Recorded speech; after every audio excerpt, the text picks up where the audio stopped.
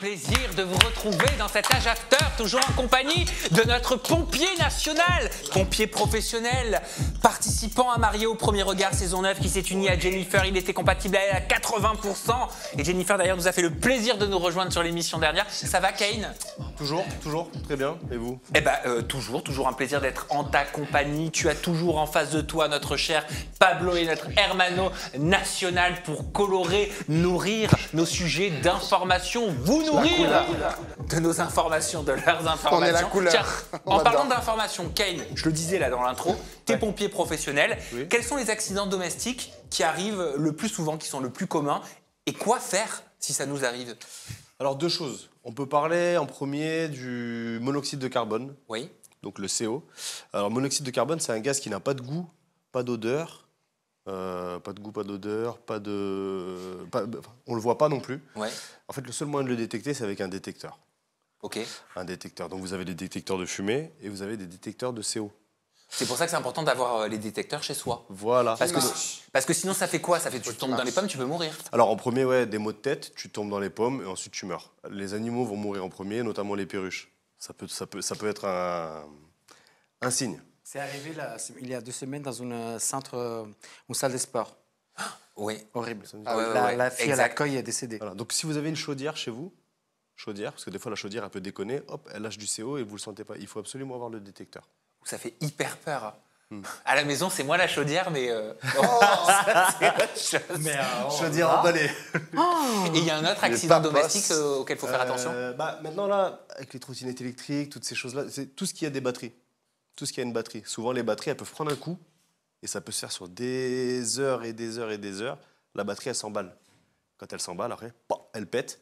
Elle se met à brûler. Il faut savoir qu'une batterie qui brûle, quand on voit les voitures électriques, on galère à les éteindre. Mais oui, mais d'ailleurs, j'ai vu qu'il y a eu un accident de trottinette électrique pendant la nuit. La personne s'en est pas rendue compte parce qu'elle chargeait sa trottinette pendant la nuit. Et j'ai lu qu'il était préconisé de ne pas charger sa trottinette électrique pendant qu'on dort. Attention. Mais attends, Voilà. et ça vaut avec toutes les batteries, genre les batteries de téléphone portable? On entendait à une époque, il y avait les gens qui disaient le portable il a pété à mon oreille. C'est ça. Et en fait, il suffit d'un choc.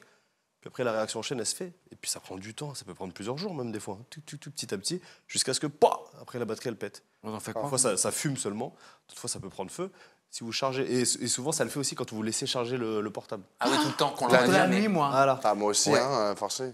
Ouais, et ben faut faire attention, voilà, faut être vigilant. Merci en tout cas de nous avoir communiqué ces accidents Le domestiques portable qui près du arrivent lit. le plus souvent. Il y a un autre danger, c'est l'intelligence artificielle. Ça tombe bien, c'est la JIA. Eh bien non, c'est le sommaire en fait. Ah ouais. Au sommaire de cet Âge After 235, on commencera avec la rubrique Ajaïa et c'est Vivian qui l'inaugure une nouvelle fois. Il a utilisé l'intelligence artificielle pour simuler une tromperie d'Adixia avec un autre homme dans le dos de Nicolo. Vous vous demandez sûrement, mais quel est le mood de nos chroniqueurs cette semaine?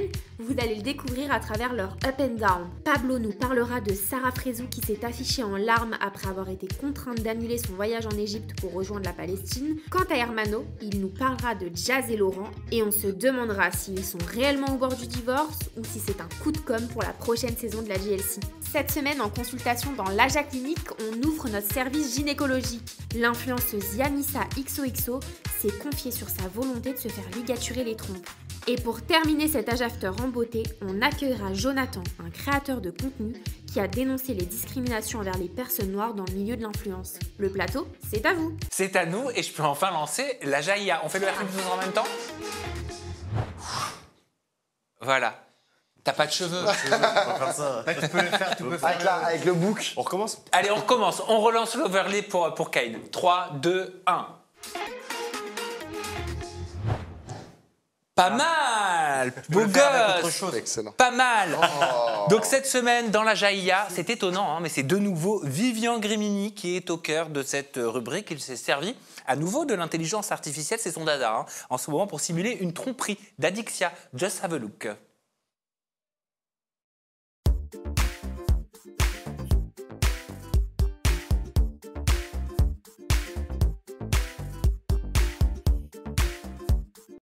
Alors sur le coup, tout le monde s'était demandé si Adixia s'était faite pirater parce que c'est en tout cas le compte d'Adixia qui a posté cette story avec écrit « Bonjour tout le monde, j'ai trompé Nicolo avec un grand Mexicain, congolais, de 2,50 m, je me sens mieux de l'avouer ». Comment vous analysez cette story, Hermano? Alors, en fait, les choses sont passées. Avant, c'était ça. Il y a eu cette story-là. Et tout de suite après, sur le compte de Dixia et des Vivian, il a posté cette fameuse IA. D'accord? C'était 2 comptes différents. Car tout de suite après cette story, on voit Adixia avec Nicolo et Vivian dans la même voiture en rigolant parce qu'apparemment, Adixia explique que Vivian lui aurait pris son portable et pour faire un peu le con, des petites blagues, il a envoyé cette story en disant « Bonjour tout le monde, j'ai trompé Nicolo, nanana ». Le AI arrive dans un moment après, quand ils ne sont plus ensemble, et c'est Vivian qui poste ça. Donc Vivian, il poste dans un second temps la vidéo qu'on vient de Exactement. voir. Dans un premier temps, il prend le téléphone d'Adixia. Exactement. Hein, c'est ça, ça a été expliqué? Si, c'est ça. Ok, il prend le téléphone d'Adixia et il poste cette story. Bonjour tout le monde, j'ai trompé Nicolas avec un grand Mexicain congolais de 2,50 m. Je me sens mieux de l'avouer. Qu'est-ce que tu penses, Pablo, Pio, Vivian, de cette story? Bon, c'est un prank, cette action. je veux dire, c'est une blague qu'ils ont fait. En plus, ils étaient l'un à côté de l'autre, a priori, puisqu'ils étaient dans une voiture. L'utilisation de l'intelligence artificielle pour faire des petites blagues entre potes, ça me choque pas plus que ça. Après, on peut se poser des questions sur la fétichisation de certains corps. On en parlait dans l'AJA l'autre jour. Quelle fétichisation? La fétichisation, tu vois, des grands noirs, tu vois dans quel univers ça s'inscrit, tu vois. Mais je mets ça vraiment entre parenthèses, parce que je pense que c'est pas genre l'objectif principal de Vivian lorsqu'il fait sa blague. Après, voilà, c'est une petite blague qu'ils font entre eux. Juste une chose, c'est que j'ai vu se développer, il y a des applications maintenant où en fait tu peux mettre, par exemple, tu mets Sam, je prends ta tête, une photo de ta tête, je prends une photo de ma tête et je peux nous embrasser goulûment. Et d'ailleurs, maintenant, il est en train de se développer d'autres programmes où on ne ferait pas que s'embrasser. On peut aussi... ouais. Et déjà que la semaine dernière, soit la semaine dernière, 234, on avait parlé de AI où il y avait justement encore Vivian qui avait fait un montage entre Vincent Queijo et c'était qui? Oh là là, Eddie. Donc, personnellement, je trouve que même si c'est une blague, et je suis d'accord avec toi, ça va trop loin. Ça va trop loin parce que c'est pas entre potes, c'est entre potes entre eux, mais après c'est mis sur des réseaux. Oui, mais ils sont consentants. Oui, mais voilà, ils sont consentants. Honnêtement, ce serait avec des gens qui ne sont pas consentants, par exemple des personnalités publiques ou pas d'ailleurs, je trouverais ça beaucoup plus problématique, tu vois, genre de se voir là-dedans. D'ailleurs, moi, il y a des photos de moi qui sont des photomontages qui tournent, c'est des photos faites avec de l'intelligence artificielle où je me retrouve dans des positions pas possibles à poil, et notamment une où j'ai le cul à l'air. Ce n'est pas moi, c'est une photo qui est faite par de l'intelligence artificielle. C'est hyper choquant, en fait, de se voir dans des positions pas possibles, tu vois, sur en l'occurrence, Twitter, tu vois. Et donc, je l'ai signalé, bien sûr, Twitter X n'en a absolument rien à faire. Mais voilà, je trouve qu'il y a des limites lorsqu'il n'y a pas de consentement. Là, s'il y a consentement des deux personnes, bon, implicite parce que c'est une blague, tu vois. Bien sûr, non. Ça me choque beaucoup moins. Non, mais ça fait peur, toi, ça te fait peur l'intelligence artificielle, comment ça peut être détourné par rapport à ton image, je sais pas, ta nouvelle image médiatique. Tu te dis, tiens, quelqu'un pourrait prendre l'intelligence artificielle et me détourner? Ça fait peur, en effet, mais après, du coup, ça peut faire des alibis à certains. Hein. C'est pas moi, c'était l'IA. Ah, ce que tu veux dire, c'est que ça peut devenir des nouveaux prétextes. Ouais. En mode, non mais attendez, c'est pas moi qui t'ai trompé, c'était l'IA, la photo, peut-être comme Pablo, vidéo. c'était pas mon derrière. Très clairement, c'était pas moi, mais... C'est intéressant ce que tu dis parce que je ne sais pas si vous vous souvenez de cette photo qui a fait beaucoup parler, c'est même une vidéo de Brigitte Macron qui donne une claque à Emmanuel Macron. Oui, voilà, en tout cas, elle le repousse dans l'avion. La première réponse de l'Élysée, ça a été de dire c'est de l'intelligence artificielle. C'est les Russes. C'est faux, c'est les Russes, tout est faux. Alors que c'est une vidéo de Reuters, donc c'était pas faux. Mais ils ont utilisé cette excuse de l'intelligence artificielle pour dire Bon, il s'avère que c'était pas d'intelligence artificielle. Ouais, alors, ils ont fait exactement ce que tu as dit. Moi, je voulais juste dire une chose. Mais de toute façon, je resterai ferme sur ma position. Tout ce qui se concerne Adixia, Nicolas, que j'adore, et Vivian, c'est une blague. Ça, j'ai aucun doute le fait qu'ils étaient consentants. C'était drôle. Je parle juste, comme j'ai déjà dit l'autre fois, de la direction que l'intelligence artificielle est en train de prendre. Je voudrais juste, je ne sais pas si vous avez vu passer, mais il y a un Américain qui s'appelle Alexander Taylor, 35 ans. Il a été diagnostiqué schizophrénique et bipolaire. Il était en train d'écrire un bouquin. Il demandait de l'aide à ChatGPT. Il est tombé amoureux de ChatGPT. Il l'appelait Juliette. Il voulait la voir. Il parlait. Et à un moment donné, dans sa tête, pour lui, ChatGPT avait tué Juliette, qui était ChatGPT. Il a demandé où les créateurs de ChatGPT étaient, à San Francisco.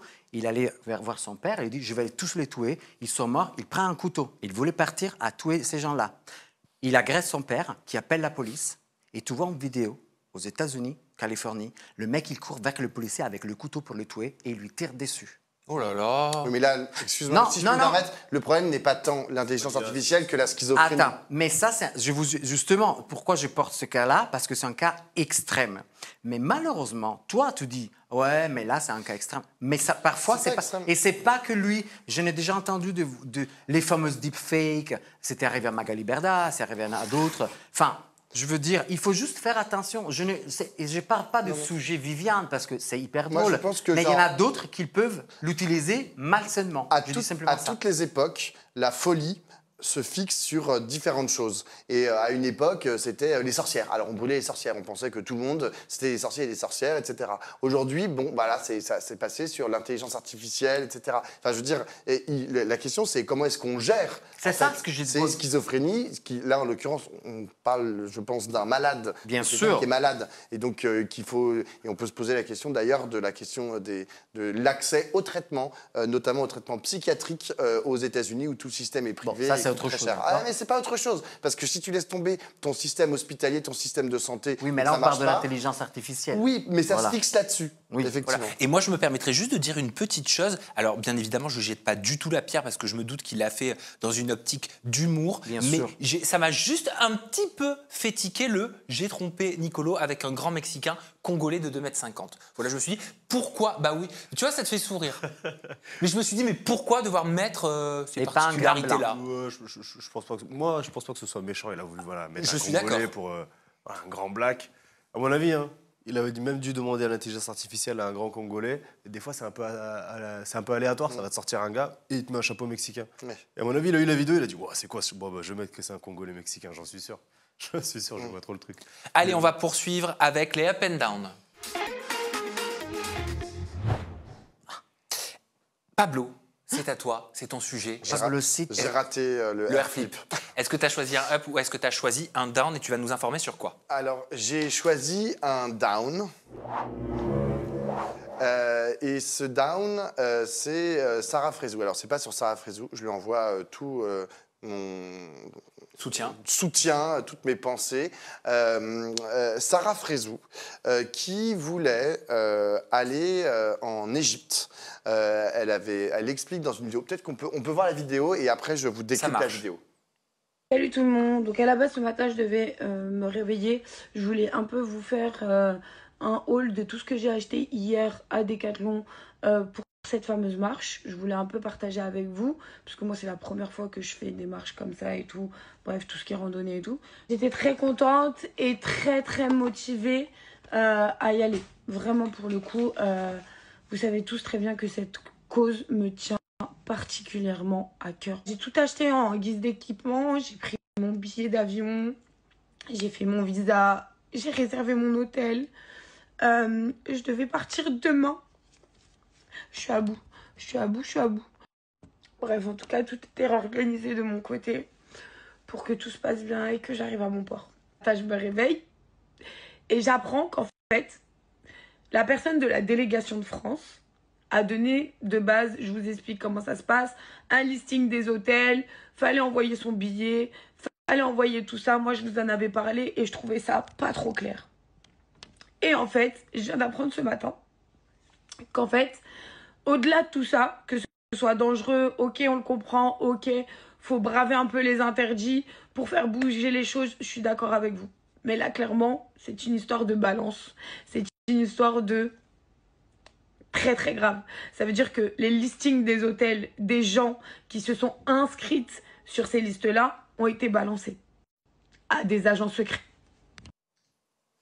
Oui, donc touchante Sarah Frézou dans cette story. Est-ce que tu peux nous expliquer les tenants et les aboutissants pourquoi, de quelle situation elle parle? Voilà, donc ce que Sarah Frézou voulait rejoindre, c'est un cortège en fait de gens. On parle de plusieurs milliers de gens qui voulaient aller à Gaza, se rendre à Gaza à pied depuis l'Égypte. Vous avez des gens qui viennent du monde entier.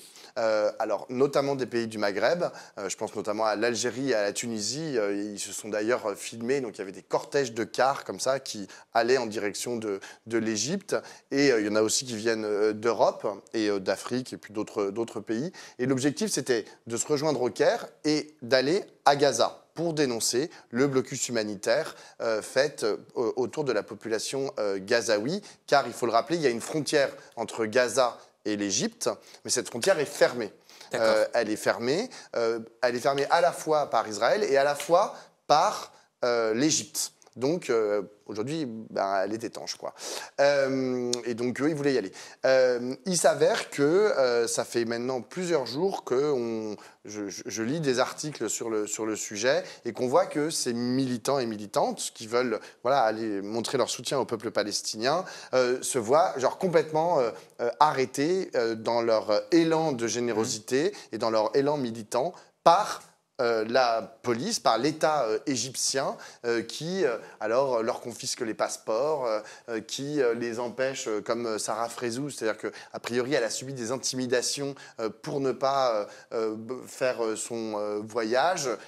Alors c'est ce qu'elle raconte, hein, c'est par le biais des listings d'hôtels, etc. Parce qu'ils savent en fait qu'il y a plein de gens qui arrivent.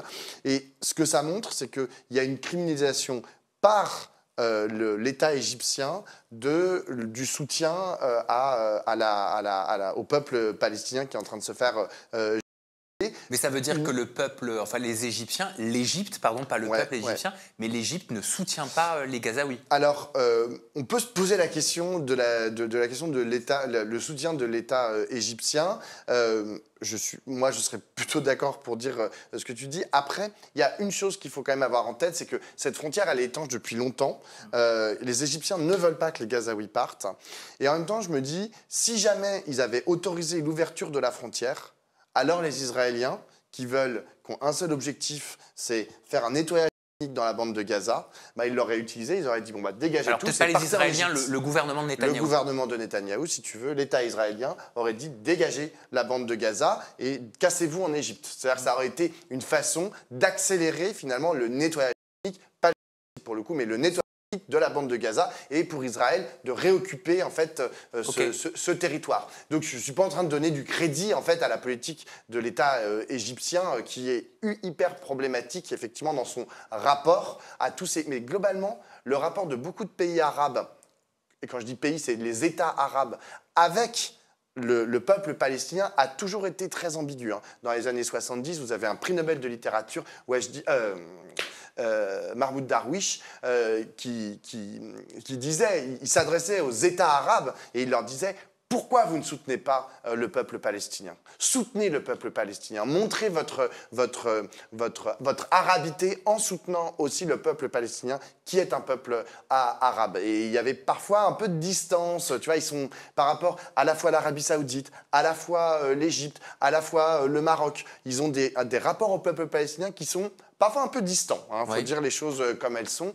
Voilà. Et donc, moi, je dis bravo à Sarah Frézou. Je trouve ça dommage que des militants soient empêchés de montrer leur soutien au peuple palestinien. Et je continue de dénoncer et de condamner le blocus humanitaire à Gaza et le qui est en cours. Bien évidemment, et qui est contre la Convention de 1949, en tout point. Et je tiens à dire une chose par rapport à Sarah Frézou. Sarah Frézou, on peut lui reprocher tout ce qu'on veut, on peut la critiquer, on peut la juger. Elle est très souvent jugée sur les réseaux sociaux. Par contre, il y a une chose qu'on ne peut pas lui enlever, je trouve, ces dernières semaines, avec insistance, c'est que contrairement à d'autres, et je ne dis pas que c'est mal, hein, mais qui prennent la parole de leur canapé, elle est dans toutes les manifestations. Elle se bouge, elle y va en physique. C'est pas que des paroles sur les réseaux sociaux. J'ai déjà vu en manif. Tu vois ? Non, mais... Je ne critique pas ceux qui prennent la parole sur les réseaux sociaux et qui ne vont pas en manifestation, mais je dis juste que factuellement, je constate qu'on peut la critiquer comme on veut, Sarah Frézou. Le fait est qu'en attendant, des paroles aux actes, elle est dans les manifestations. Bien sûr. Tout le temps. Bien Je sûr. te rappelle que la dernière fois, elle s'était fait critiquer parce qu'elle était dans une manifestation. Elle s'est fait reprendre. Il y a un mec qui disait que ouais, toi, tu viens ici alors que tu étais en Israël. Et après, elle a dû s'expliquer. C'était une fake news en plus. Oui, elle a dû se justifier alors que elle n'avait jamais été. Et effectivement, elle prend toujours une position, elle va jusqu'au bout. Effectivement, on peut la critiquer sur certaines choses qui concernent la télé-réalité. Après, ses prises de position, ça concerne que elle. Et je trouve qu'elle fait vraiment... À part elle et Polska aussi, qui arrivent à allier en fait un discours et un engagement. Polska aussi, je l'ai vu dans des manifestations. J'en connais pas beaucoup qui font. Oui, t'as pas vu beaucoup d'influenceurs. Non, j'ai pas vu beaucoup. Après, je les connais pas tous, mais j'en ai pas vu beaucoup dans les manifs. En tout cas, merci pour ce sujet parce que ça nous permet, je trouve, même sur Aja, tu vois, d'entendre parler d'actualité et d'avoir une grille de lecture différente sous le prisme de l'influence et au travers des influenceurs. Et ça peut même intéresser des personnes qui ne s'intéressent pas forcément de prime abord à ce type d'actualité, mais pourtant qui sont importantes. Bien sûr. Voilà, parce c'est inquiétant quand même ce qui se passe en ce moment. C'est le moins qu'on puisse dire. Voilà. Et puis même c'est lourd psychologiquement. Je ne sais pas comment vous le vivez tous, mais je pense que c'est difficile. C'est difficile, enfin je crois, j'espère, pour tout le monde. On peut pas être de marbre quand on voit tout ça. Non, moi je sais pas où est-ce qu'on va, mais ça fait peur. Ça fait très peur. Et Si on marche en arrière. c'est en train de se globaliser, quoi. Mais En tout d'ailleurs, cas, merci. c'est une vraie. Juste, peut-être je peux terminer là-dessus.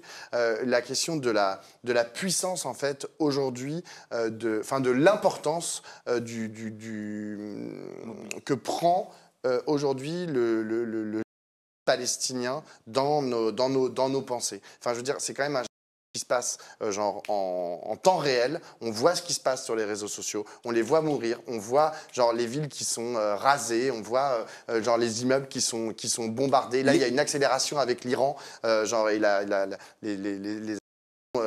l'Iran entre l'Iran et Israël. Les règles internationales qui ne sont pas respectées. Exactement. Tout le monde en a rien. Exactement. Et tout le monde les légitimise. Ça fait des dizaines d'années. En mode c'est normal. Il y a des règles internationales, mais bon, c'est normal, là c'est une exception. On peut se permettre de les transgresser. Ben non, parce que sans les règles, c'est l'anarchie, tout simplement. Voilà, mais certains peuvent transgresser les règles et d'autres non, j'ai l'impression. Ouais, exactement. Mais voilà, donc je pense qu'il faut essayer de continuer. Parce que, ah oui, je voulais terminer là-dessus en fait. C'est la question de la criminalisation, y compris en France. Du soutien au peuple palestinien. Il y a beaucoup de gens aujourd'hui qui manifestent leur soutien au peuple palestinien, parfois de façon, pour certains maladroite, pour d'autres c'est pas possible parce que ça se mêle avec de l'antisémitisme et ça il faut absolument le bannir et le condamner. Parfois c'est juste un peu maladroit et c'est utilisé par l'État. Ils disent c'est de l'apologie du allez, on va interdire les manifestations. Au début de l'offensive israélienne à Gaza, il y a beaucoup de manifestations qui ont été interdites par la préfecture. Ça, c'est pas possible, tu vois. On avait envie de dire notre soutien au peuple palestinien et les manifs étaient interdites. Stop, tu vois, on doit laisser au peuple la possibilité de dire nous sommes en soutien. Nous, on a envie que notre pays, la France, trouve les voies et moyens pour soutenir le peuple palestinien. Mais hélas, aujourd'hui, tout se mélange. Il y a des tensions et en plus, ça passe par les réseaux sociaux. Alors là, une fois que ça arrive sur les réseaux sociaux, les tensions explosent, prennent des formes insultantes. Il y a de l'antisémitisme, du et c'est vrai que ça devient pestilentiel. Mais je pense qu'il faut trouver les bons canaux. Et je pense que la manif, par exemple, et Sarah Frézou y participe, manifestation, se mobiliser dans la rue, c'est la bonne manière de dire on est avec vous les Palestiniens, on pense à vous et on se bat pour vous. Merci Pablo pour ce sujet. Hermano, c'est à toi. Tu vas nous présenter si tu as choisi un up ou si tu as choisi un down. On va parler télé-réalité. On n'est pas du tout dans la même thématique. On s'en doute. Mais vous en dites quoi? Oh, c'est une blague, Hermano. Flip pour moi. Alors, oui, moi, je vais vous faire... qui est du massiste. Je vais vous faire un down. Voilà. Pour Jazz et Laurent, est-ce que sont-ils réellement à la fin de leur mariage d'amour? Ah ouais? Ou c'est juste un commenté? Est-ce que sont-ils réellement à la fin de leur mariage d'amour? On ne dit pas comme ça? C'est joli. C'est très joli, c'est poétique. Mignon, J'ai essayé de formuler une phrase normale, mais je n'ai pas réussi. C'est pas grave, je vous aime. Bref, oui, parce que le 16 juin, Jazz, elle fait quoi? Elle annonce qu'en fait, c'est le retour de la saison 8 de la GLC Family. On est tous contents. Là, on voit qu'elle danse en disant « Ouais, la production, elle m'a poussé, c'est bon, on va bosser sur la saison 8. » On ne sait pas encore qui y aura. Bon, En fait, c'est la saison 7 qu'ils ont fait en 2 parties, quoi. Mais oui, parce qu'il vient de se terminer la saison 7. Donc là, il y aura sûrement Namine, parce qu'il a fait une story. Après, on verra. Je sais que Noémie, elle a... Il y aura Maïsan. Alors, vis-à-vis des tacles qui sont en train de se lancer dernièrement, elle et Jazz, je ne suis plus très sûr. Mais Parce qu'elle était présente à Maïsan à son anniversaire il y a 2 jours. Non, elle avait dit qu'il n'était pas présente. Hein. Eh ben, elle y était. Jazz, elle l'a confirmé en story. Ah bah voilà, merci, toi, tu m'apprends quelque chose. J'étais tu persuadé vois. que non. Mais bon, ils font pas que elle n'arrête pas de se tacler, hein, les deux. Donc voilà, on verra C'est bien. peut-être un jeu, hein. C'est peut-être un jeu, oui, c'est vrai. Noémie, je sais que parce que je l'ai au téléphone, pour l'instant, elle est à Portofino avec ses enfants, donc elle s'amuse, elle profite, elle a bien raison. Match de glace pour nous aussi. S'amuse. Elle s'amuse. Bref, D'accord. mais Oui, attendez, je parce que vois que j'adore. la côté important arrive maintenant. 24 heures, même pas, après la déclaration de Jazz, il y a notre Laurent billionnaire national qui mit une story en anglais et vous n'êtes pas prêts. Écoutez. Laissez-moi clarifier les choses. Si vous voyez mon ex-femme en club ou avec d'autres hommes, sachez ceci. Nous ne sommes plus ensemble. C'est la mère de mes enfants et je lui garderai toujours du respect pour cela. Mais elle ne me représente plus d'aucune manière. Nous avons partagé 8 ans, construit une vie, élevé 4 magnifiques enfants, mais ce chapitre est clos. Et oui, c'est aussi pour ça qu'elle tourne la saison 8 de GLC Family toute seule. Ce n'est plus un secret, nous avons pris des chemins séparés. Donc si vous voyez ou entendez quelque chose inutile de venir me le rapporter, je suis déjà au courant. Je m'occupe de mes enfants chaque jour et je protège ma paix. Sachez simplement, nous sommes toujours légalement mariés, mais nous ne sommes plus ensemble. Alors s'il vous plaît, ne liez plus ces actes aux miens dans le respect. Gardons ça mature.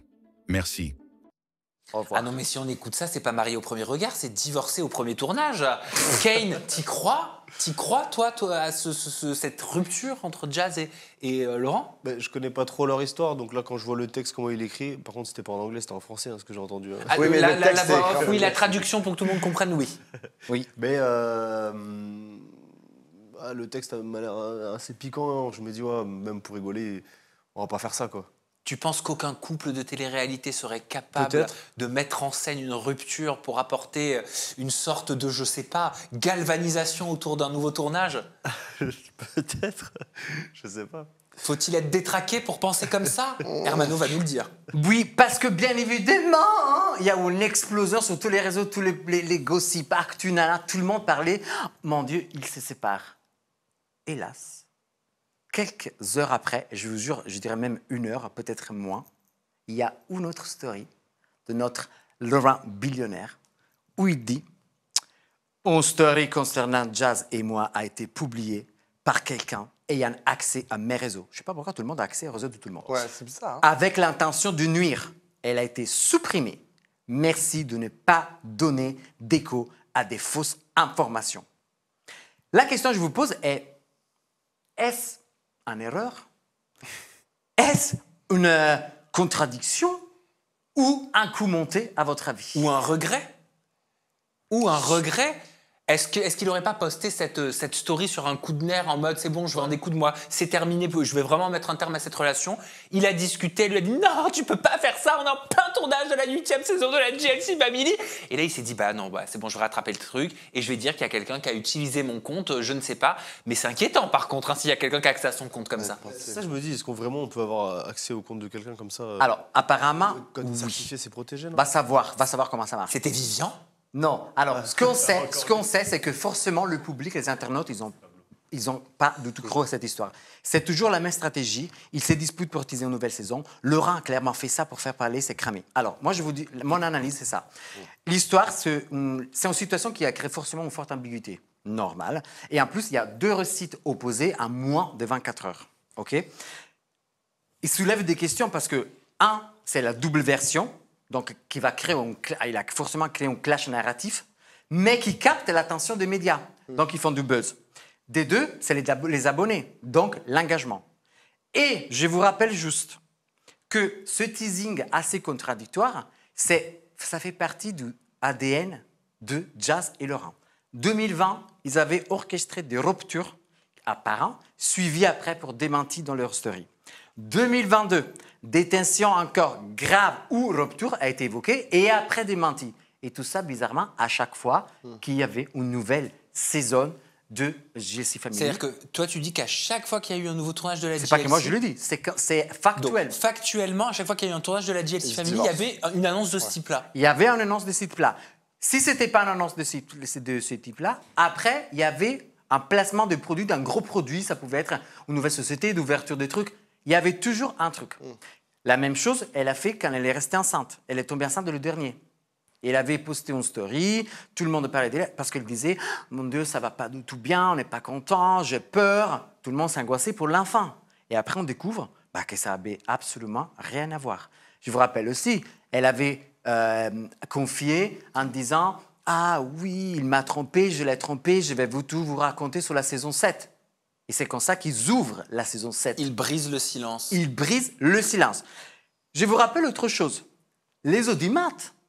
Pourquoi? Parce que le premier épisode, il a eu 219 000 téléspectateurs de la saison 7. Mais le deuxième a chuté de 50% et on est arrivé à 107 000.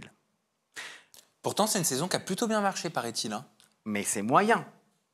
Et justement, Jazz, dans une façon, je trouve, intelligente, elle a joué sur les stories que son mari, ex-mari, va savoir, a posté. En faisant quoi? Il a posté 2-3 stories et il y en a une en particulier où elle répond à une follower. Voilà.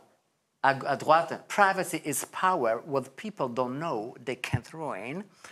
Et la deuxième... Tu peux peut-être traduire pour Oh, les ça, gens c'est qui le parlent truc, pas mais anglais. je vois ces trucs, ces photos de partout où, genre, t'as un fruit en pleine forme à côté d'un fruit pourri avec des légendes pourries qui te disent voilà ce que ça donne quand tu traînes avec des gens pourris.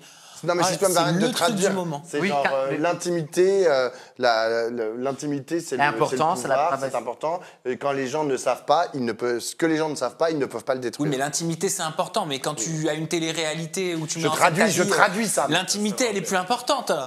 Oui, mais c'est ça que je trouve... On rappelle quelqu'un. Ça te rappelle qui?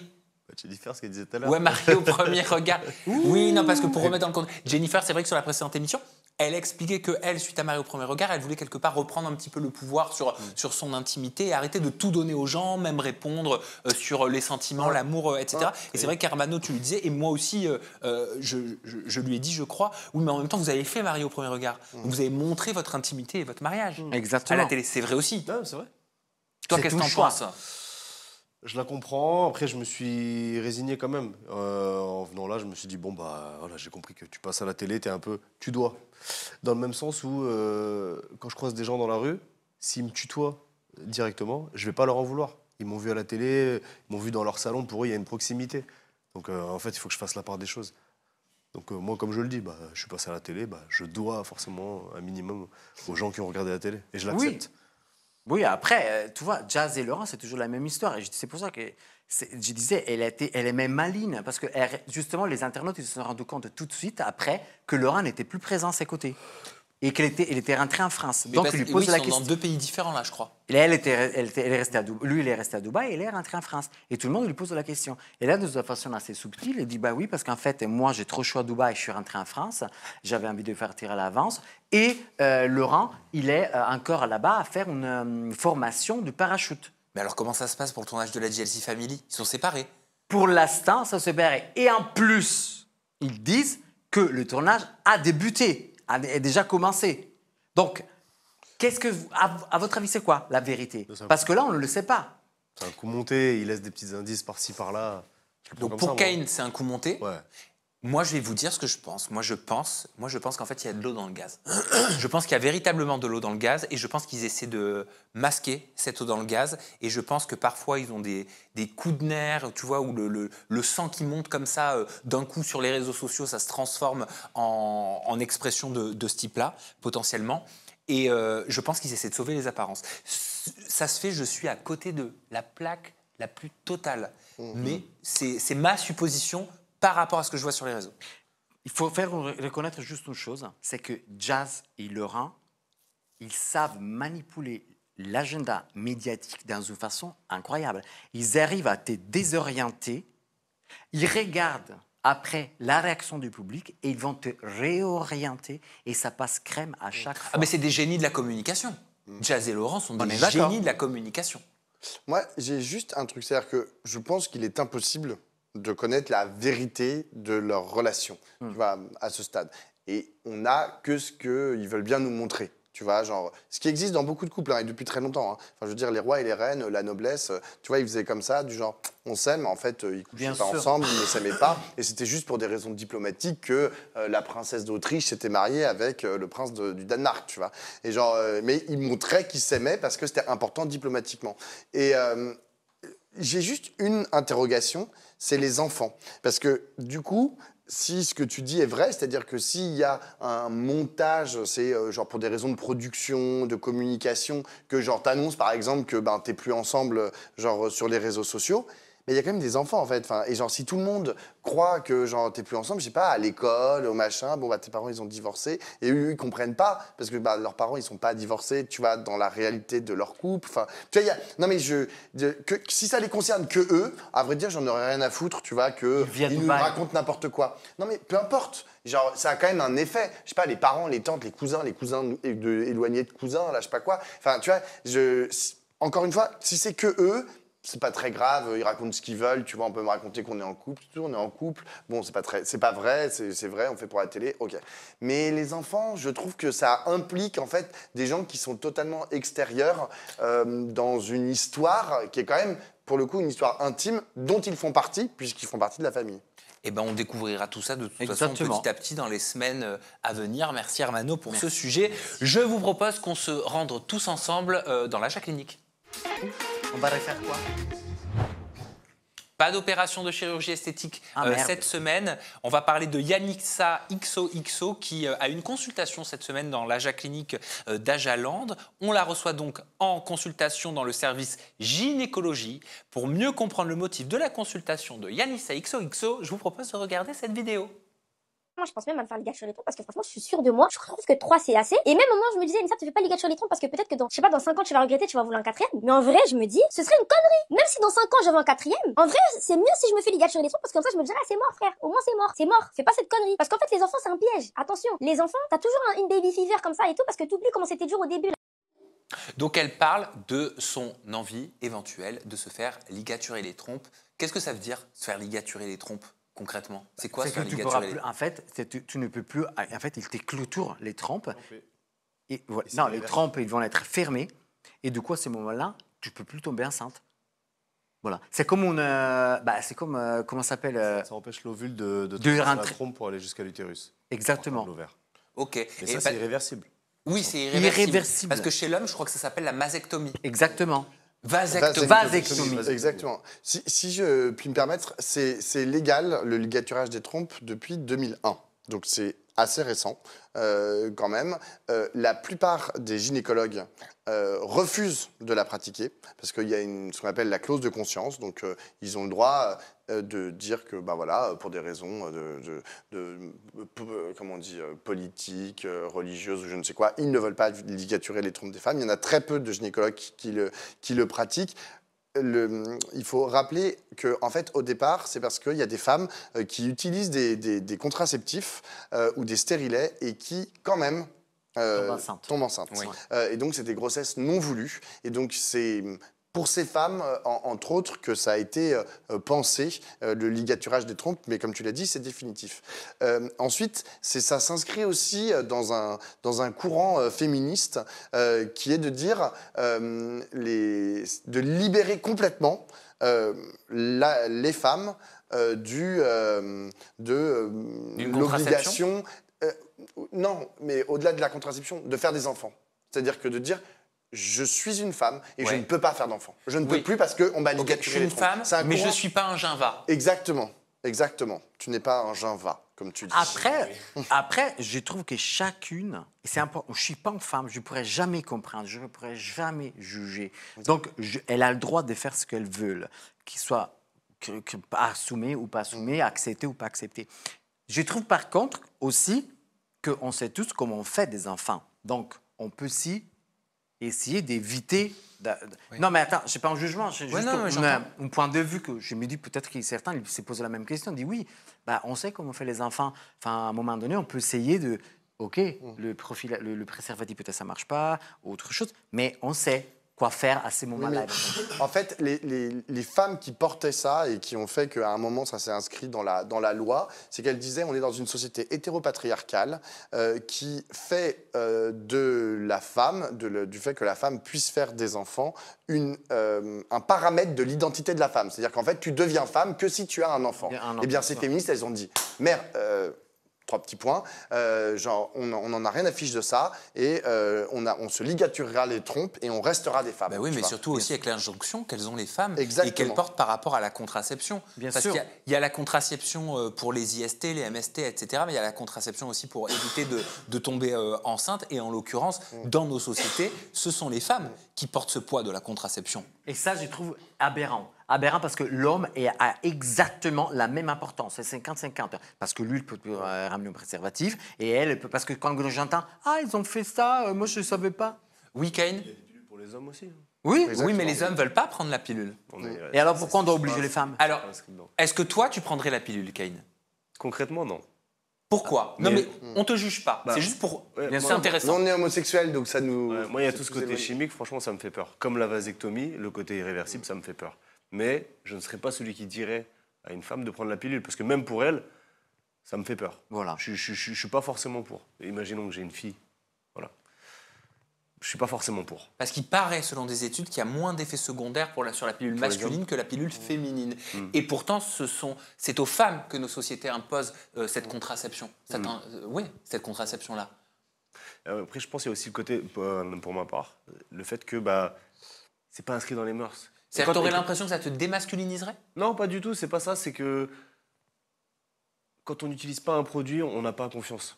Tant qu'on l'a pas utilisé, tant qu'on n'a pas l'habitude. C'est parce que tu ne le connais pas, mais à un moment donné, tu vois, si tu viens une fois qu'il est mis en commerce et les médecins ils te le prescrivent, ça veut dire qu'il était testé et validé et qu'effectivement, hommes ou femmes, ils peuvent le prendre avec éventuellement des conséquences que je présume être encore sauvables. Enfin, pas des trucs graves. Mais peu importe, c'est juste qu'on n'impose ni à l'un ni l'autre de faire quoi que ce soit ou de prendre quoi que ce soit. C'est mon corps, c'est son corps, je fais ce que je veux. Mais on ne va pas jeter la faute sur les femmes parce qu'elles tombent enceintes. Alors, vu qu'on est dans l'AJA clinique, on a forcément pris des renseignements auprès d'un professionnel de santé, en l'occurrence un gynécologue. On a posé les questions suivantes au docteur Jonas Benguigui. Donc, comment analysez-vous cette volonté de plus en plus de femmes de vouloir se faire ligaturer les trompes, ou encore pourquoi la ligature des trompes est-elle encore un tabou dans le milieu de la gynécologie? Je vous propose de découvrir cette réponse en exclusivité pour AJA du docteur Jonas Benguigui, gynécologue. Alors pourquoi on se dirige de plus en plus vers une ligature tubaire? Il faut savoir que depuis plusieurs années, il y a une recherche par les femmes d'un certain contrôle sur leur corps et sur leur fertilité, à juste titre. Et quand on compare avec les contraceptions classiques qu'on connaît à travers les pilules, les stérilés ou les implants, il faut savoir que ces contraceptions-là vont pouvoir entraîner des effets secondaires qui vont parfois être extrêmement pénibles. On connaît la prise de poids, l'acné, la perte de cheveux, les changements de libido, etc. Et donc, toutes ces contraceptions-là sont extrêmement gênantes. Vous remarquerez que c'est des contraceptions qui sont exclusivement à la charge des femmes. Donc, c'est une charge mentale qui est énorme. Parenthèse fermée. Effectivement, pour reprendre la ligature tubaire, c'est une contraception qui va être mécanique. Donc finalement, on ne va pas avoir d'effet secondaire puisqu'on va juste aller couper entre guillemets les deux petites autoroutes qui relient l'ovaire qui va permettre l'ovulation jusqu'à l'utérus. Ces interventions-là, elles se font sous anesthésie générale puisque aujourd'hui, c'est soit à travers une célioscopie, c'est-à-dire 3 petits trous dans le ventre, on va aller mettre du gaz dans le ventre, créer un espace pour opérer et aller ligaturer les trompes des deux côtés, ou alors passer par voie vaginale où on va faire le même principe, c'est juste qu'il n'y aura pas de cicatrice, on passe vraiment par le vagin. Donc finalement, les patientes, les femmes vont en avoir marre de tous ces effets secondaires et puis prendre une pilule, même si la tolérance elle est bonne, c'est quand même hyper contraignant de devoir prendre la pilule tous les jours, donc c'est hyper chiant. Évidemment, les hommes seraient bien incapables de faire ça, donc on rappelle effectivement que la contraception, ça doit être quelque chose de partagé, de discuter éventuellement avec son conjoint. Et donc, pourquoi ça reste tabou aujourd'hui en 2025? Effectivement, il y a une réticence culturelle, voire parfois médicale, à vouloir s'orienter vers une contraception définitive. On connaît l'esprit un petit peu paternaliste à tort de certains médecins sur les patientes qui vont dire probablement bah non, vous allez changer d'avis, non, vous n'êtes pas prête. En fait, le médecin, c'est pas à lui de juger si la patiente elle est prête ou non à s'orienter vers une contraception définitive. On peut émettre une opinion en disant par exemple à la patiente qui va avoir par exemple 22 ans, on a le droit de lui dire que vous pouvez changer d'avis. C'est sûr que faire une contraception définitive, faire une intervention pour ça, c'est sûr qu'il faut qu'on ait expliqué les avantages et les inconvénients des techniques à la patiente pour qu'elle puisse finalement orienter de façon claire son choix d'une contraception définitive. Et donc, effectivement, ce sentiment de vouloir infantiliser les patientes à chaque fois, c'est assez compliqué. Maintenant, il est d'usage, généralement, pour les gynécologues, de discuter une contraception définitive, donc par une ligature tubaire, à partir d'un certain âge. Et il est d'usage, effectivement, et selon la loi, de toute façon, on laisse un délai de réflexion de l'ordre de 4 mois qui permet à la patiente de bien réfléchir, mûrir sa réflexion avant finalement de s'orienter vers une contraception définitive. Donc finalement, ce qui va être essentiel, c'est à mon sens respecter le choix des patientes, bien discuter avec les patientes sur les avantages et les inconvénients et surtout leur rappeler que la contraception masculine par la vasectomie, c'est beaucoup plus simple, c'est une anesthésie locale et c'est vraiment beaucoup plus facile et sans effet secondaire. Voilà, merci beaucoup pour votre invitation, à bientôt. Et merci mille fois au docteur Jonas Benguigui pour la précision de ces informations, parce que ce sont des précieuses informations qui viennent de vous être communiquées, délivrées par le docteur Benguigui. Oui, Pablo. Moi, j'ai deux petites choses à dire. La première, c'est que c'est important ce qu'a dit Jonas Benguigui sur le rapport en fait, des médecins avec, en l'occurrence, les patientes.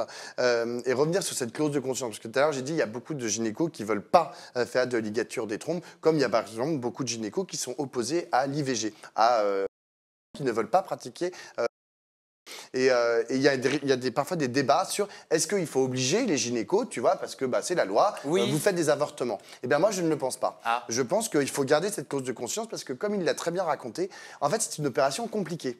Et que si tu as des gens qui sont un peu réticents à faire des opérations et qui commencent à faire un peu n'importe quoi, qui s'adressent aux patientes, je pense par exemple notamment dans le cas de l'IVG, de l'avortement, qui commencent à s'adresser à elles en les responsabilisant, en les culpabilisant, parce qu'elles pratiquent un acte qu'eux, ils n'aiment pas, après, ça crée des dégâts. Ça peut créer des dégâts physiques et des dégâts psychologiques. Oui, tu vois, il faudrait pouvoir dénoncer justement ces médecins qui mettent leur propre perception, leur propre vie, leur propre histoire, leur propre miroir sur les patients. Et qui, en gros, font leur santé par rapport à leur propre reflet à eux. Non. Mais le problème, c'est que les médecins, ils vivent dans la société. Et si notre société est encore réactionnaire sous certains aspects, il n'y a pas de raison que les médecins ne soient pas un peu réactionnaires et ne soient pas contre l'IVG comme une partie de la population. Est-ce que nous, on arrive à le faire ? On arrive à diviser notre pensée par rapport à la vie factuelle. Nous, on n'est pas médecin. On n'a pas la responsabilité de la santé des gens. Je suis d'accord. Non, moi, je suis d'accord. Un médecin, il doit faire son travail. Il ne doit pas mettre sa propre pensée. Après. Voilà. Moi, je vous le partage. J'ai vu un proctologue. Donc, c'est le spécialiste de l'intestinal. Oui. Voilà, j'ai vu un proctologue il y a quelques jours. J'ai été traumatisé par le rendez-vous de cette spécialiste que j'ai eue, qui m'a jugé sur mon orientation, qui m'a dit des choses que je ne partagerai même pas, mais hallucinantes. Je me demande sincèrement, et je ne pense vraiment pas que ce que j'ai entendu, quelqu'un d'hétéro aurait eu exactement le même discours. Et je pense que si elle m'a dit ça, c'est parce qu'elle a tout simplement communiqué le reflet de sa pensée, de ses convictions à elle. Voilà. Elle pensait que moi, ma sexualité était quelque chose de mal.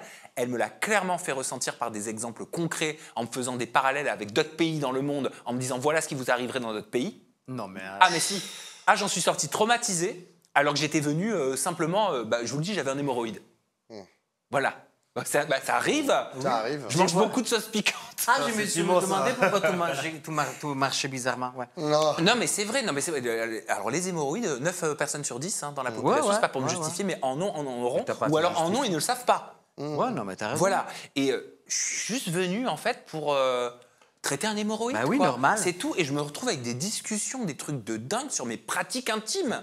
Il y a une question, en fait, qui est de l'ordre de genre ce qu'ils pensent vraiment, ces médecins, et leurs convictions, qui sont en l'occurrence des haines, et genre c'est pas possible. Et après, il y a la question de la formation. Bien Parce sûr. que genre, Psychologique. Psychologique, comment tu t'adresses Médical. aux patients, comment tu t'adresses à certains patients, tu vas, là, en l'occurrence, si par exemple ta consultation a trait à tes pratiques, en l'occurrence, genre, il faut qu'ils puissent comprendre en fait ce que tu dis, ne pas te juger en fait dans leurs réponses. Et c'est vrai que là, en l'occurrence, c'était peut-être pas ton cas à toi, mais parfois, on est face à des spécialistes qui te parlent comme si ce que tu pratiquais, c'était vraiment quelque chose de complètement fou. Ah, J'avais l'impression d'avoir Kim Glow en face de moi. Ouais. Ce qui est un problème. Ah, je te la vois bien avec une caméra. Je voulais dire un autre truc, ça prend une seconde, c'est une petite note de bas de page. Oh là là, nous, je casse de là. C'est quand même juste noter que c'est un peu particulier de parler, par exemple, du sujet du ligaturage des trompes entre hommes, c'est-à-dire entre personnes non concernées, y compris monsieur le gynécologue, qui a été excellent. Hein, mais voilà, on n'est que des hommes à avoir parlé d'un sujet qui est un sujet de femmes. Voilà, Mais on peut quand même le faire. Bien sûr, bien sûr. Tant qu'on parle pas. Ça, on l'a fait. On leur dit pas ce qu'elles ont à faire. Exactement. Exactement. Et tant qu'on passe au témoignage aussi. Ah, oula. Cette semaine, dans cet Age After, je vous propose d'accueillir le créateur de contenu Jonathan Colonnette, qui est connu sur les réseaux sociaux pour son contenu mode et son contenu make-up. Et dans une vidéo qu'il a postée, il dénonce la discrimination envers les influenceurs noirs, les personnes noires dans le milieu de l'influence. Regardez. J'étais dans les plus grandes agences à Paris, mais j'étais dans les plus grandes agences d'influence. Et de ce que j'ai eu des retours de managers qui travaillaient là-bas, c'est en mode « Je suis vraiment désolé que tu n'aies pas eu toutes les opportunités, Jonathan. Je suis vraiment désolé qu'on n'a pas pu te passer sur des bons partenariats et tout. » Mais il faut savoir que quand les marques nous demandaient des profils, on savait déjà qu'on devait proposer des profils blancs. Et c'est seulement quand ils demandaient spécifiquement des gens racisés, noirs, qu'à ce moment-là, on pouvait te mettre sur les campagnes. Mais si la marque ne demande pas spécifiquement d'influenceurs noirs, vous n'êtes pas considérés comme des influenceurs standards. On m'a très clairement dit ça. Bienvenue Jonathan. Merci beaucoup. Merci d'être avec nous. Pas de souci. Voilà pour ce sujet qui est hyper important. Ouais. Sur Aja, on n'invisibilise pas, au contraire, on met en avant. Est-ce que c'était évident pour toi de mettre en avant un sujet comme celui-ci sur tes réseaux sociaux? Totalement. J'ai totalement l'habitude de parler de ce genre de sujet. Assez tabou, mais j'aime bien parler de discrimination et être ouvert sur un peu les problématiques que les gens n'osent pas en général parler ouvertement, publiquement, surtout sur tout ce qui est discrimination dans le milieu de l'influence et tout. C'est assez tabou, je trouve. Alors, qu'est-ce que tu as observé? Qu'est-ce que tu as observé dans ces grandes agences dans lesquelles tu étais? J'ai observé en fait qu'il y avait un manque de considération pour mon profil. Pourtant, j'étais dans des grandes agences d'influence et tout, et avec une qualité de contenu qui équivaut aux attentes des agences et des marques. Et pourtant, j'ai remarqué que j'avais pas autant d'opportunités que les autres. Et c'est vrai que je me remettais souvent en question sur mon propre contenu, sur mon profil. On me demandait toujours plus, toujours plus. Et à chaque fois, je finissais par quitter l'agence et à me dire « Non, mais en fait, c'est l'agence, etc. » Et avec du recul et avec le témoignage aussi des agents avec qui j'ai travaillé dans ces agences-là, sont venus me dire des vérités qui étaient plutôt choquantes sur comment fonctionnaient les agences et les marques.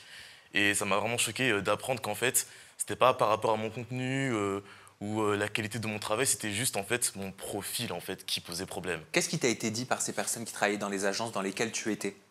Alors en fait, par exemple, il y a une agent avec qui j'ai travaillé pendant, on va dire, à peu près 1 an, dans une grande agence à Paris, qui m'a dit, en fait, elle a quitté l'agence en même temps que moi, parce que du coup, je trouvais que ça allait pas avec mon profil, qu'on s'occupait pas bien de moi. Ouais. Et elle a quitté 1 semaine après, et elle m'a dit, franchement, le fait que tu aies quitté parce que tu penses qu'on prend pas soin de toi, ça m'a fait réfléchir, et j'ai décidé aussi de quitter l'agence. Et en fait, après, on a pris un rendez-vous, on a pris un café sur Paris, et elle m'a expliqué qu'en fait, il y a une façon de fonctionner en agence où les marques viennent contacter les agences et demandent, par exemple, on va dire, 6 profils d'influenceurs, mais que si c'est pas précisé qu'on cherche des profils voire noirs, c'est pas possible qu'on te contacte en fait. Et eux, ils proposent pas d'eux-mêmes? Non, parce qu'ils sont habitués à ce que les marques, quand elles demandent des profils, c'est forcément des blancs ou sinon des minorités moins visibles. Ça vous surprend, ce que vous entendez, Pablo? Non, absolument pas. Enfin, Ça choque. Mais non, mais Choc.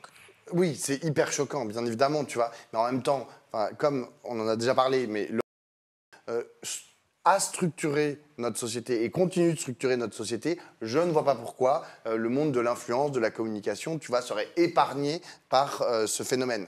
D'autant plus qu'on parle d'un métier de visibilité. C'est-à-dire que genre, la question de l'incarnation est encore plus mise en avant. Donc, si je prends une marque au hasard, d'ailleurs, je trouve ça fort parce que tu en cites dans tes stories. Ouais. Qu'est-ce qu'ils citent? Des marques. Ah, des marques? Qui citent des marques. Oui, j'ai cité des marques et des agences aussi. Et des agences, exactement. Pourquoi tu l'as fait? Non, c'est intéressant.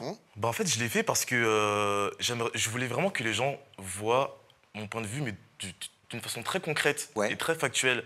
Je voulais pas que les gens se disent que juste je parle et du blabla et que je ne cite rien parce que peut-être j'aurais peur et tout ça. Non, en fait, là, aujourd'hui, je ne vis plus principalement de l'influence. Donc, j'ai pas peur de citer des marques, de citer des noms. Et c'est la vérité. Et tout le monde le sait dans le milieu. Donc, pourquoi je me cacherais, en fait? T'as cité quelle marque? J'ai cité eBay Club, j'ai cité Coca-Cola, j'ai cité l'agence Serette Production, chez qui j'étais, et où l'agent, du coup, m'a dit que ça fonctionnait comme ça là-bas. Et c'est pas pour jeter la pierre sur Serette Production, mais c'est toutes les agences. C'est-à-dire, quand ils te disent que ça fonctionne comme ça là-bas, c'est parce que, sous-entendu implicitement, ils sont au crochet des marques, tributaires des marques? C'est-à-dire au crochet des marques? C'est-à-dire qu'en gros, ça viendrait pas d'eux.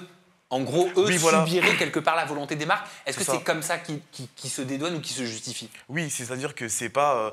on va dire que c'est pas la responsabilité des agences, en fait. C'est plus les marques qui fonctionnent comme ça. Donc, du coup, les agences sont obligées de se plier aux exigences des marques parce que c'est aussi leurs clients, ils sont là pour faire de l'argent. Et ce que je peux comprendre aussi. Mais c'est vrai que je suis pas sûr qu'il y ait non plus une volonté de mettre en avant, de dire oui, mais si on plaçait un influenceur noir, etc. Ou... Je suis pas sûr parce qu'ils ont besoin de leurs clients en fait. Mais je crois que c'est pas un sujet nouveau, mais par contre c'est important d'en parler de plus en plus. Je me souviens d'une interview que j'avais enregistrée, je crois que c'était en 2016-2017 avec l'influenceuse Onishai, qui à l'époque, je connais, ouais, tu connais, qui à l'époque, j'adore, me racontait à quel point c'était difficile et à quel point c'était plus compliqué pour les youtubeuses noires d'émerger. C'est très compliqué pour les youtubeuses noires et c'est encore plus compliqué pour les youtubeurs noirs. Parce qu'à la rigueur, les youtubeuses ou les influenceuses ont encore la chance d'avoir cette image où en mode les femmes consomment beaucoup plus que les hommes. Et en mode, il y a le maquillage, il y a les perruques, il y a les vêtements. Donc encore, elles ont plus de chances d'avoir des collaborations par rapport à ça. Mais les youtubeurs ou les influenceurs noirs, là, c'est encore plus compliqué. Mais soyons honnêtes, cette problématique pour la communauté noire existe dans tous les milieux. Tous les milieux. Tous les milieux. La télé, les téléréalités, on le sait très bien qu'ils ne sont pas assez représentés. Il y a toujours une différence. Après, je ne sais pas, tu me diras, mais moi, j'ai découvert en Angleterre, les hommes noirs sont payés le 36% à moins par rapport aux blancs. Ah bon? Oui. Ah ouais? Oui. Et si je puis me permettre, on ne connaît pas ces chiffres en France puisqu'on n'a pas de statistiques raciales. C'est interdit en fait. J'ai pas trouvé. Non, c'est interdit. En France, tu peux pas faire de statistiques raciales. Mais genre du coup, en Angleterre, on peut imaginer que c'est pareil ou pire. Hein. Enfin, genre, il n'y a pas de raison que ce soit mieux chez nous. Et pas que. Le 73% des Noirs, c'est toujours en Angleterre, ils n'arrivent pas à décrocher un contrat avant un an. Alors que les Blancs, le 23%, le reste, ils arrivent toujours à décrocher tout de suite un contrat. En fait, ils doivent travailler 4 fois plus que les autres. Exactement. C'est comme les femmes, on est dans le même travail, hommes et femmes, les femmes sont moins payées, alors que c'est le même travail. Enfin, je trouve ça hallucinant. Pour revenir à ce que tu disais, justement, moi, j'étais assez étonné de voir que même dans le milieu de l'influence, c'était comme ça. Ah, oui. Parce que justement, moi, j'avais quitté mon travail classique pour être dans l'influence. Tu bossais dans quoi? J'étais vendeur en téléphonie. Ok. Et du coup, j'ai quitté ça parce que je faisais déjà les réseaux, mais je ne vivais pas de ça. J'ai quitté ça pour me concentrer uniquement sur les réseaux parce que je me suis dit, au moins, contrairement à mon travail classique, là, je vais être je vais être récompensé pour le travail fourni parce que les vues, ça reste des vues, l'engagement, ça reste de l'engagement. Et je me disais que j'aurais pas eu ce genre de discrimination. Et j'ai pris beaucoup de temps avant d'accepter que même dans ce milieu-là, je pouvais avoir de la discrimination. Et j'ai eu un exemple très concret. J'avais un meilleur ami qui était youtubeur, influenceur comme moi, qui avait beaucoup moins d'abonnés que moi, d'engagement que moi. Et on était sur la même campagne pour la même marque. C'était e-bike club. Et j'ai été payé, je me souviens, j'avais 100 000 abonnés, quelque chose comme ça. J'ai été payé genre quelque chose comme 300 € et tout. Lui, il avait genre 20 000 abonnés, quelque chose comme ça. Et il avait été payé 700, 800 €. Et j'étais en mode, mais comment c'est possible d'être sur la même campagne, que j'ai plus de statistiques que toi, partout sur tous les réseaux, Oui, donc et que je sois factuel. payé moins que toi. Et c'est vraiment au début, quand j'ai commencé l'influence, que j'ai compris, ok, que j'allais devoir travailler, comme tu as dit, 4 fois plus, même 10 fois plus Mais c'est que comme ça. certaines personnes, en fait. Mais tu sais que ce sont statistiques. Hein. Le 58% des taux, enfin, des vidéos ou de l'influence de la communauté noire devient viraux, alors qu'il n'y a que le 22% devient viraux de la communauté blanche. Donc, c'est un contresens C'est incroyable. vrai. Et moi, quand je suis invité dans des événements d'influenceurs, où j'ai la chance, parce que moi, je ne suis pas venu ici pour faire la victime et tout, j'ai quand même une grosse communauté et j'ai la chance d'avoir des privilèges que d'autres n'ont pas. Et quand je vois le paysage de l'influence en France sur TikTok, je vois qu'il y a beaucoup de noirs qui percent, qui font des stats incroyables. Et quand je suis invité dans des événements d'influenceurs avec un prestige de marque, on est 2 ou 3 noirs. C'est trop bizarre. Sur 70-80 personnes, c'est vraiment bizarre. Kane, qu'est-ce que ça t'évoque? T'entends le discours de Jonathan depuis tout à l'heure. C'est un discours qui te parle ou pas du tout? Ça me Que parle. tu constates? En fait, je suis pas surpris. En revanche, je pensais pas. Je connais pas du tout ce milieu-là. C'est vrai que là, si je me posais la question, là, j'entends ça, je dis putain, ouais, j'aurais pas dit en fait. Bon, bah écoute. Mais pour autant, bon, bah, je suis pas surpris. Hein. C'est pas surprenant. En vrai, au fond, tu vois, si on doit réfléchir genre, sur les causes d'aujourd'hui, pourquoi, genre Coca-Cola, par exemple, ils veulent un blanc, en fait, pour représenter, genre, le standard. Parce que c'est ça, en fait, leur proposition. C'est parce qu'en fait, ils imaginent que sur un homme blanc, tout le monde va pouvoir se projeter dessus. Un noir va pouvoir se projeter sur l'homme blanc, un blanc va pouvoir se projeter sur l'homme blanc, etc. Donc ils vont toucher énormément de monde. Et ils ont l'impression que s'ils montrent un noir, s'ils mettent un noir en avant, il n'y a que les noirs qui vont se projeter dessus. Exactement. Et les noirs ne vont pas pouvoir se projeter dessus, ce qui est complètement con. Et je mets ça en parallèle avec un truc qui est arrivé il y a 1 mois et qui m'a profondément choqué. C'est lié à la politique. C'est l'agence bio. C'est un truc qui dépend du ministère de l'Agriculture, qui avait fait une proposition pour promouvoir le bio. Alors ils ont fait un spot publicitaire et dedans, il y avait un acteur métis qui mangeait du cassoulet bio. Voilà, bon, un truc de base avec un slogan, genre version gouvernement, quoi. Eh ben, le cabinet de la ministre Annie Genevard, ministre Les Républicains de l'Agriculture, a envoyé une note en disant « Ce serait bien si vous remplaciez le couscous par du cassoulet, premièrement, et deuxièmement, de remplacer l'acteur métis par un acteur, je cite, caucasien ». Voilà. Et en fait, ils imaginaient que si tu mets un métis qui mange du couscous, tu vas être sur genre un truc de niche, tu vois. Ça va pas représenter la France, alors que je rappelle que le couscous, c'est quand même un des plats préférés des Français. Fermez la parenthèse. Et que si c'est pas un caucasien, genre, eh ben, ça va pas représenter, on va pas se dire, tiens, c'est la France, tu vois. Enfin, ce qui est complètement con, vu que, genre, il y a une diversité de carnations, en fait, dans notre pays, qui, je pense, fait notre richesse. Est-ce que tu as arrêté l'influence en lien avec tous ces déconvenus? Absolument.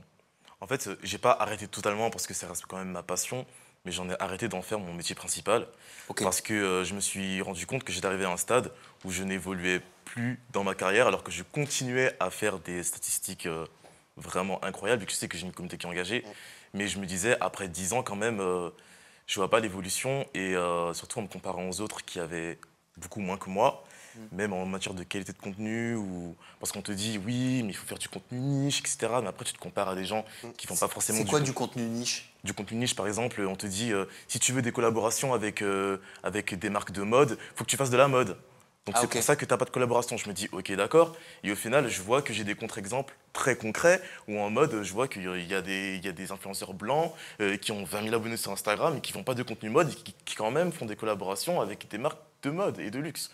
Donc du coup, c'est ça qui m'a... Donc, j'ai eu tellement d'exemples différents ouais. que j'ai arrêté de me remettre moi en question T'as et raison. de me dire, à un moment donné, il faut savoir lâcher prise et il faut savoir ce qui est bon pour toi mentalement. En fait, se pose la question de l'accès aux opportunités. C'est ça. Ouais. En fait, c'est surtout ça parce que l'influence, c'est que des opportunités. Tu peux te faire de l'argent avec les vues, etc. Il n'y a pas de souci. Mais les opportunités, c'est ça qui nous permet de vivre, surtout, genre.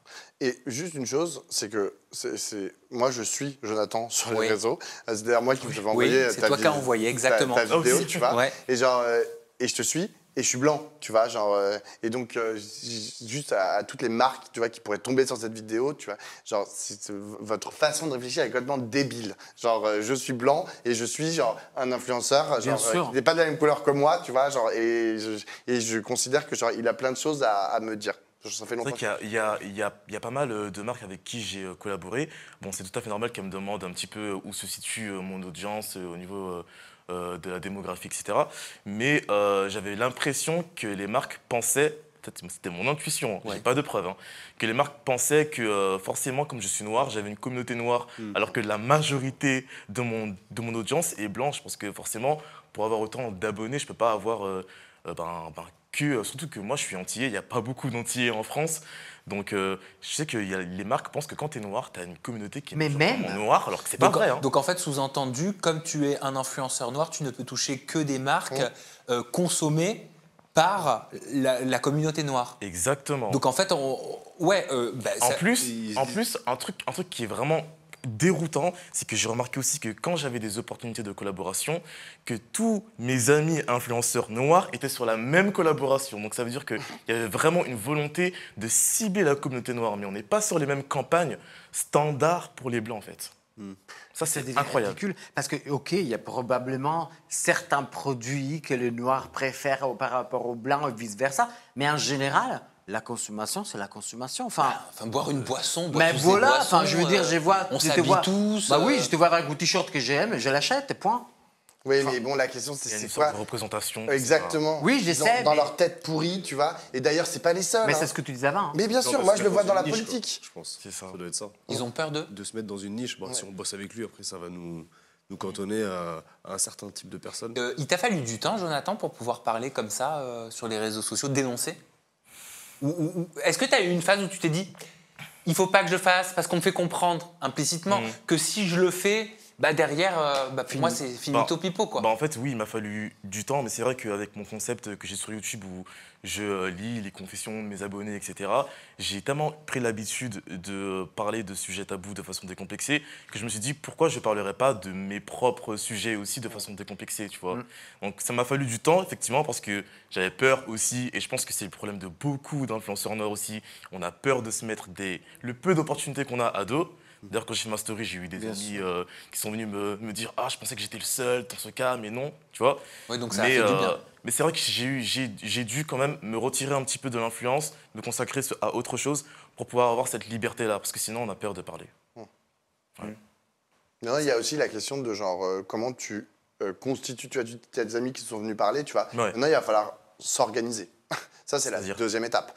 Genre, pour résister, pour envoyer, genre, pour à la fois dénoncer, genre, véritablement, tu vois ce qui se passe dans les marques, tu t'en as cité, Coca-Cola et compagnie, tu vois, et ensuite, trouver les moyens pour dire, en fait, on va avoir des agences, tu vois, qui vont, genre, ne pas faire de discrimination en fonction de la couleur de la peau, ou que sais-je, ou du genre, ou de la sexualité, et ensuite, dire, on va aussi aller, genre, voir les marques, tu vois, faire de l'entrisme, c'est-à-dire rentrer dans les marques, tu vas dire, je pense que, genre, toi, ce que tu fais, tu prends la parole, tu vois, en plus, là, c'est assez drôle, parce que tu le fais dans ton lit, je crois, genre, tu prends la parole dans ton lit, c'est-à-dire dans ton intimité, tu es tout seul, etc., tu vois, mais à plusieurs, on est plus puissant, tu vois. Genre, donc, c'est toujours comme ça. Donc, genre, maintenant, il faut s'organiser. Il y a des gens, en fait, il y a plein d'associations qui se battent pour, lutter contre les discriminations, qui sont organisées. Franchement, je suis pas certain qu'aujourd'hui, les influenceurs aillent beaucoup les voir. Et eux, genre, ils ont pas ça dans leur rétroviseur, tu vois, dans leur viseur, pardon. Genre, ils s'y intéressent pas, tu vois, mais je pense que tu pourras aller les voir. Il y a des associations de lutte contre les discriminations. c'est assez compliqué. Déjà, c'est se mettre des marques à dos. Ça, c'est sûr. Ça, c'est sûr. Moi, je le sais très bien. Et aussi, c'est aussi beaucoup d'énergie déjà de ce qu'on a à supporter au quotidien pour d'autres épreuves de la vie. C'est encore une charge mentale en plus. Donc c'est pour ça aussi qu'on ne le fait pas forcément, on va pas militer, tout et tout. Bien sûr, bien sûr. Mais c'est vraiment... Je ne vraiment pas, pardon. Oui, non, mais je comprends. Mais c'est vrai que déjà, juste une prise de parole, déjà, c'est énorme. Ça permet aux gens de se rendre compte qu'ils ne sont pas seuls et que ce qu'ils pensaient, ce qu'ils avaient comme doute en mode est-ce que c'est mon contenu, est-ce que c'est moi, il y a forcément une part de la société, elle marche comme ça. Mais c'est vrai que c'est épuisant aussi de tout le temps se battre. On a juste envie de travailler et d'avoir la récompense qui nous est due. C'est pourri, quoi, en fait. Comme la plupart de ce monde. Non, mais c'est vrai. C'est pourri, c'est ridicule, ça devient bien. Mais je vous jure, moi, j'en parlais avec des potes, c'est tellement loin des moi. Quand je connais quelqu'un, de vérifier sa pose, je m'en fous complètement. Enfin, ça va, comment? Stop, finito. Et après, on connaît l'histoire de quelqu'un. Mais c'est tellement loin le jugement, la critique ou peu importe quoi, sur la couleur des peaux, sur les yeux, sur les cheveux. Mais je vous jure, je n'arrive même pas à le comprendre. Je n'arrive pas. Pour moi, en face à moi, il n'y a que des êtres humains. Stop. Qui chacun a son passé, ses origines. Est-ce que c'est parce que je suis un immigré aussi? Je ne le sais pas. Mais quoi que ce soit, même en Italie, pour moi, c'était la même chose. Rien ne change. Enfin, c'est vraiment des questions que je ne me pose pas. Et je n'arrive pas à comprendre comment les gens puissent regarder quelqu'un et par rapport à sa couleur de peau, les cheveux frisés ou pas frisés, lisses ou pas, les yeux bridés ou pas, c'est poser des questions à mettre. Parce que ça va au-delà de ça. Parce qu'en fait, les marques, malgré elles imposent sur ces agences leur diktat, leur vision. Oui. Tu vois, et en effet, c'est pour ça que Pablo parlait, je pense, de militantisme. C'est-à-dire peut-être qu'en tant qu'agence, en tant qu'agent, au bout d'un moment, c'est pas même pas une question de taper du poing sur la table, c'est d'avoir cette force de proposition de dire, OK, vous avez telle campagne, vous nous demandez 8 influenceurs, mais moi je vous propose lui, elle, lui. Ouais. Tu vois, même s'il n'y a pas eu le critère dont tu as parlé, de dire, ouais, mais s'ils disent pas qu'ils veulent quelqu'un de de facto, ils leur proposent quelqu'un de blanc d'office. Non, en fait. Ouais. Je pense qu'il y a ce travail et il y a aussi cette pédagogie-là à imposer. Et c'est aussi aux blancs, si je puis me permettre, parce que je suis blanc, donc je vais parler en tant que personne concernée, tu vois, de dire au bout d'un moment, ben, on laisse la place, tu vois. Et genre, on est aussi là, tu vois, bon, déjà, bon, là, nous, on prend beaucoup de place, tu vois, on est majoritaire, les blancs. Mais genre, enfin, c'est tenté que vous considérez comme blanc, mais tu vois, de dire, c'est comme avec les femmes, tu vois. Tout à l'heure, j'ai dit, on n'est que des hommes à parler du ligaturage des trompes, tu vois. Genre, tu vois, au bout d'un moment, il faut dire, bah, en fait, je vais laisser ma place et ça va être une femme qui va parler. En fait, je vais laisser ma place et ça va être un homme qui va parler. Un homme noir qui va parler. C'est ce qu'il fait. Exact. Non, toi, tu prends la parole. Mais genre, je te parle des blancs. Tu vas te dire, genre, Et oui, mais si on prend pas la parole en tant qu'homme blanc, on laisse les personnes noires prendre la parole seules. Et au bout d'un moment, c'est notre responsabilité. Mais je te dis qu'on occupe tous les espaces. C'est une responsabilité commune. Mais surtout qu'il y a la place. C'est même pas dire, moi je laisse la place, elle laisse. Non, il y a la place pour tout le monde. C'est bien différent. Il faut aller bien au-delà. Non, mais oui. Parce que à la fin, dans la coca, ils sont deux. Hein, mais si la communauté, la société doit changer. C'est pas. C'est dans tout, dans la grandiosité de la chose. Dans le sens que c'est pas... Oui, mais c'est comme ça qu'ils changent les choses. Kane. Pablo, il l'a dit tout à l'heure, c'est systémique, c'est dans la structure. Je suis quasiment sûr, même, il pourrait y avoir imaginons, des Noirs, propriétaires d'un appartement. Bien sûr. Quand ils vont choisir, à qui est-ce qu'on le loue? Ah non. Oui. Parce que c'est structurel en fait. C'est que même eux, c'est dans leur tête. Alors qu'est-ce Moi, je vais sortir en boîte, je sais pas, le videur, avec mon pote Renoir. Mais même, pourtant lui-même, c'est un noir. Mais parce que c'est comme ça. Qui a dénoncé mais ça, c'est là où il faut, comme tu as dit, militer. Oui. Des fois, il faut peut-être. Alors il faut faire exagérer un petit peu pour parler, il faut mettre en avant ces sujets-là, il faut dénoncer. Non, mais Jonathan. Qu'est-ce qu'il faut faire concrètement? Ouais, selon toi. À notre échelle à tous, hein. À notre échelle à tous, je sais pas du tout, en vrai. Franchement, à part en parler pour que les gens puissent se sentir concernés, etc., et que les gens, en fait, moi, il y a un souci, c'est que, par exemple, quand j'ai mis mes stories où j'ai parlé de ça, il y a beaucoup de personnes qui ont dit non, mais je pense pas que ce soit par rapport à ta couleur de peau, non, mais c'est pas ça, non, mais la société, elle évolue. Et en fait, en toute lucidité, je vous jure, c'est totalement vrai. Et d'ailleurs, moi, je comprends comment les marques elles fonctionnent. Elles se disent, en France, La France, elle est majoritairement blanche. Donc, si on veut toucher un maximum de personnes, on va contacter des influenceurs blancs. Et après, quand on a fini de bien c'est cibler les économique. blancs... C'est économique ça. aussi. Quand on a fini de bien cibler les blancs, qu'on a bien fait la publicité auprès d'eux, on va à ce moment-là prendre le reste, les minorités, etc. pour bien toucher tout le monde. Mais ça, c'est petit budget. Oui, la société évolue, oui, c'est vrai, mais les contrastes, malheureusement, évoluent aussi. Et en fait, la seule chose qu'on peut faire, c'est militer, oui, mais dénoncer. Parce que ça suffit une personne comme toi, et après, il y en a 2, il y en a 3, il y en a 4 qui viennent te voir. C'est compliqué, hein. Oui, c'est compliqué. Les gens, mais rien n'est facile. Ils vont dire, tu te victimises, arrêtez de vous plaindre. Non, je pense pas que ce soit ça. C'est très compliqué. Moi, par exemple, j'ai peur de venir aujourd'hui sur le plateau parce que j'avais peur que les gens se disent que je me victimise alors que ou que je cherche à, je sais pas, attirer l'attention, me victimiser, à faire le ouin-ouin, alors que c'est pas ça du tout. Mais il y en aura. Parler de ça, c'est la vérité. Vous me croyez pas, ce n'est pas grave. Mais en tout cas, moi, j'ai bien vu le milieu comment il est en interne depuis 10 ans. J'ai eu le retour de professionnels et ils m'expliquent que c'est comme ça. Bien sûr, tu ne peux pas penser que parce que tu dénonces, après tout le monde va dire « Ah oui, il a raison ». Absolument pas du tout. C'est le contraire. Peut-être est-ce que 20 personnes qui vont t'écrire, il y en a 19 qui disent que tu profites, tu fais la victime. Mais on s'en fout. Il faut croire dans ce que tu penses. Kane. Ouais, parce que ça, c'est vrai que quand tu le vis pas, c'est compliqué en fait de comprendre. C'est limite impossible. Mais là, en plus, t'es antillais, c'est un bon exemple. Moi, j'ai un pote qui est blanc, il est parti aux Antilles. Bah là, du coup, la tendance, ça s'inverse, apparemment. Parce que moi, j'y suis jamais. C'est-à-dire ? Oui, c'est vrai. Bah là, il y a du anti-blanc là-bas. Et là, il l'a senti. Le truc de rhum était ouvert. Ah, bonjour, je voudrais du rhum. Pff, non, il n'y a plus de rhum. Et là, ben, en fait, c'est là que quand tu le vis, tu comprends. T'es blessé, t'es désemparé, tu te dis waouh. Bon bah, et en plus, tu peux rien faire quoi. Je pense que la solution à tout ça, c'est d'éduquer les plus jeunes, continuer. Bien sûr, voilà. Des fois, peut-être aller en faire trop, tant pis, mais au moins comme ça. Parce que c'est vrai qu'on a tendance à se dire ouais, on peut plus rien dire, on peut plus. Ouais, mais des fois, c'est bien d'en faire trop pour que la normalité remonte, et puis après, on reviendra. Après, il faut faire quand même attention à ce qu'on appelle le backlash, c'est-à-dire le retour de bâton. C'est-à-dire qu'on essaye de promouvoir des visions dans plein d'objets. Je pense notamment dans l'influence, mais ça vaut aussi dans le cinéma, etc. Tu vois, on dit, bon, bah voilà, dans le cinéma, pendant très longtemps, ça a été que des blancs qui étaient montrés dans les grands films. Je sais pas, par exemple, je prends Hollywood, que des blancs. Et puis, là, récemment, il y a eu une prise de conscience et ils ont essayé de mettre en avant, les studios hollywoodiens, d'autres types de couleurs de peau, tu vois. Et alors, il y a eu une petite sirène, par exemple, qui était métisse, etc. Mon Dieu, quelle polémique ça a suscité. Ça. La polémique de l'horreur.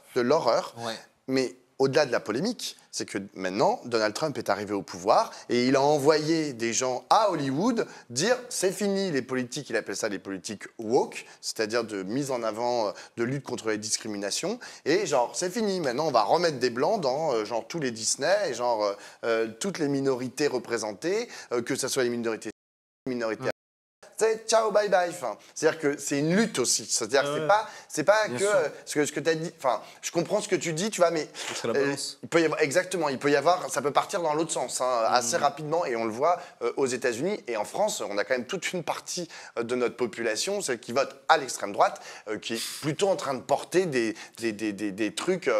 C'est violent, tu vois, à l'égard précisément de toutes les discriminations dont on parle depuis tout à l'heure. Ça va pas bien se passer s'ils arrivent au pouvoir. Ça se cache de moins en moins. En tout cas, merci Jonathan d'être venu. Merci pour le courage dont tu as fait preuve, tu vois. Parce que toi, on te voit arriver avec ton sourire, là, comme ça, nous dire bonjour, t'es enthousiaste et tout. Donc à aucun moment, on peut s'imaginer, tu vois, que c'est un acte de courage aussi de prendre la parole comme tu le fais aujourd'hui. Et j'ai juste envie de te dire merci et bravo. Voilà. Merci à toi. Tout simplement.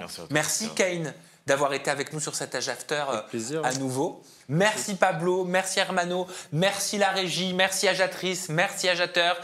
Merci Sam. N'oubliez pas, merci vous avez la possibilité de faire partie du public, d'être des ajatrices et des ajateurs présents lors de la dernière de la saison qui va être haute en rire, en larmes, en émotions, en annonces aussi certainement.